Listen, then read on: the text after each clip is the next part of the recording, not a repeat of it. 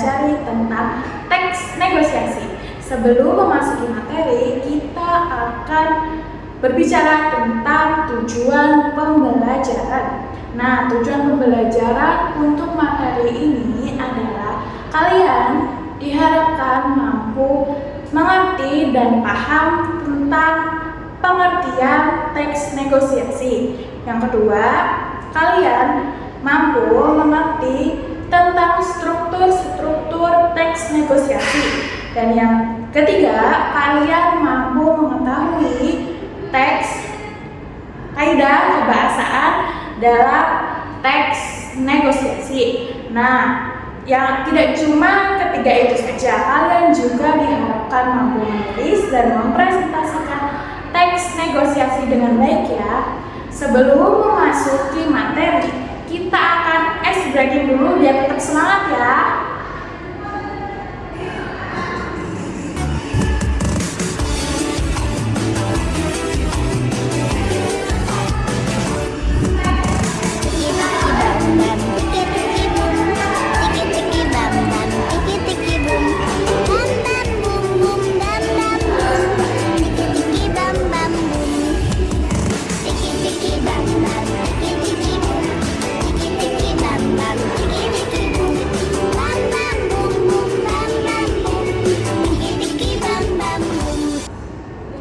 Nah, sekarang Ibu punya pertanyaan untuk kalian semua. Nah, pertanyaannya, apa yang kalian ketahui ketika mendengar teks negosiasi? Nah, yang kedua, pernahkah kalian mengalami situasi di mana kalian harus melakukan kegiatan tawar-menawar? Tentunya kegiatan itu udah tidak asing ya, apalagi kalau kita sering ke pasar, bukan? Nah, di pasar kita akan menemui penjual dan pembeli sedang melakukan tawar-menawar. Nah, itu yang Ibu sampaikan tadi sudah masuk ke dalam materi teks negosiasi. Pada dasarnya, teks negosiasi adalah kegiatan berunding atau tawar-menawar untuk mencapai kesepakatan atau persetujuan antara dua belah pihak. Menurut Mulyadi 2016, negosiasi berasal dari kata dalam bahasa Inggris loh teman-teman. Jadi bahasa Inggrisnya itu to negotiate dan to negotiating, yang artinya merunding, membicarakan kemungkinan tentang suatu kondisi dan atau tawar-menawar, seperti itu ya. Nah, yang kedua, itu ada struktur teks negosiasi. Dalam struktur teks negosiasi itu terdapat orientasi, pengajuan, penawaran, dan persetujuan serta penutup. Dalam struktur teks negosiasi itu yang pertama ada orientasi. Orientasi itu biasanya kita melakukan atau mengungkapkan salam terlebih dahulu ya. Nah, yang kedua itu ada pengajuan. Pengajuan itu yang diajukan oleh salah satu pihak untuk menawarkan apakah keinginan tersebut disetujui atau tidak.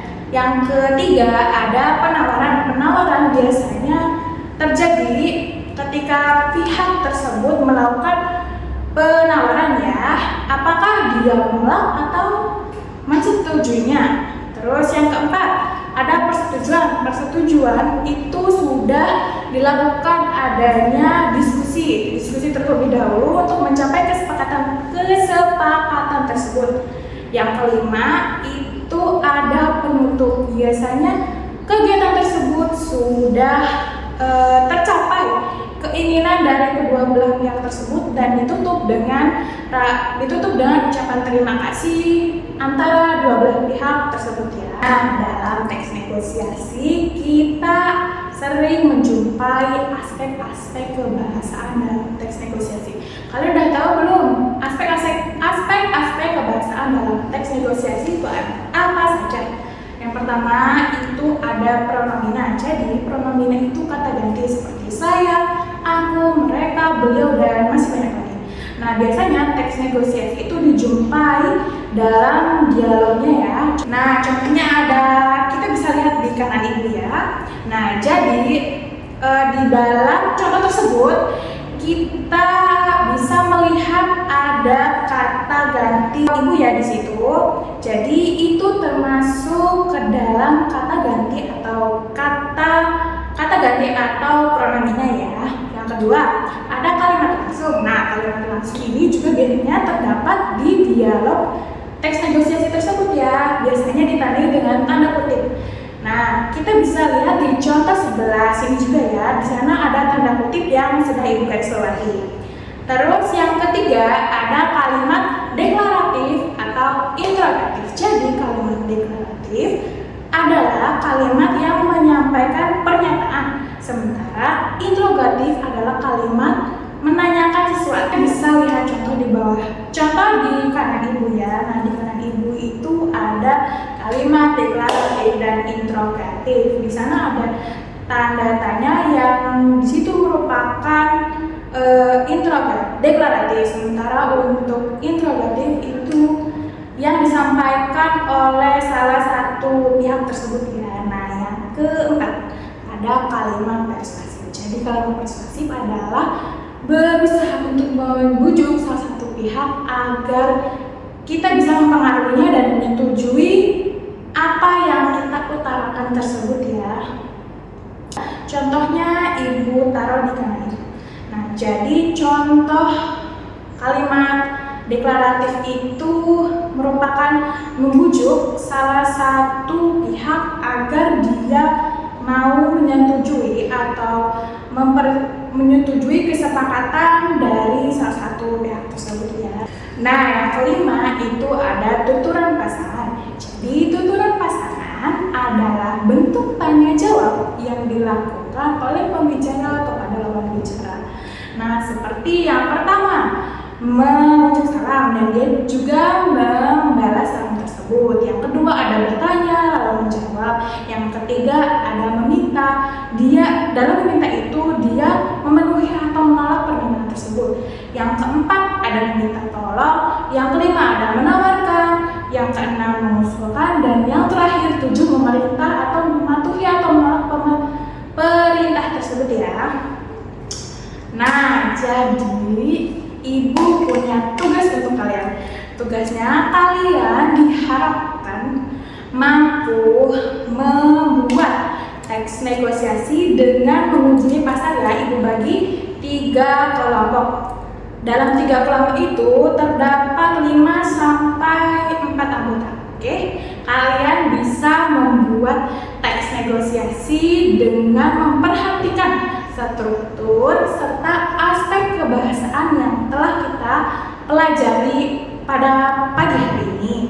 Nah, sebelum kita mengakhiri pembelajaran hari ini, kita akan menyimpulkan terlebih dahulu ya. Yang pertama ada pengertian. Nah, pengertian tadi apa aja? Jadi